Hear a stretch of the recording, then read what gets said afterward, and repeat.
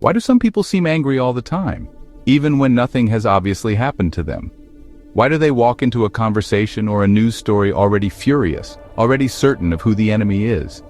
The answer, in some cases, is that they aren't reacting to the world at all. They're reacting to a lens through which the world is already framed. That lens is bias, and when it's deep enough, it doesn't just color emotion, it generates it. This dynamic, which we're calling target fixation, is what happens when bias is not a passive background assumption, but an active emotional engine. It doesn't just shape how people interpret events. It tells them in advance who the villain is, what to hate, and eventually what to feel. In this system, hate doesn't come from anger. It comes straight from bias.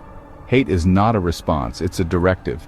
And once hate has taken hold, it starts working backward to create the emotional narrative that would justify it.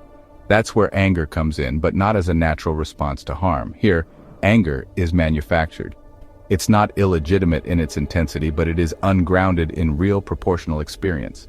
Instead of pointing to something that happened and asking why, the emotional logic runs in reverse. I already hate this, so I must have a reason. What's the justification? Everyday frustrations, inconveniences, or even neutral events get interpreted as further proof of the need for hostility. The anger, now active, gives the hate emotional validation. It feels righteous. It feels earned. And it conceals the fact that the real origin wasn't a personal wound or a legitimate grievance. It was bias all along. Bias selected the target, hate locked it in, and anger was summoned to make the whole thing feel morally urgent. This process happens quietly, often invisibly, until it becomes the dominant emotional orientation of a person or group.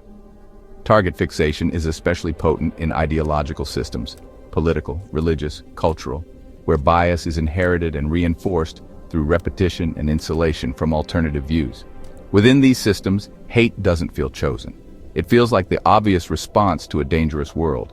But that world has been pre-shaped by bias, so every input confirms the same conclusion. The emotional system becomes sealed, hostile, and increasingly immune to correction.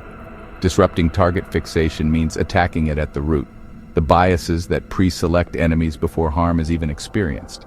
That starts with awareness, training people to recognize narrative patterns that consistently frame certain groups as threats, and to question where those frames come from.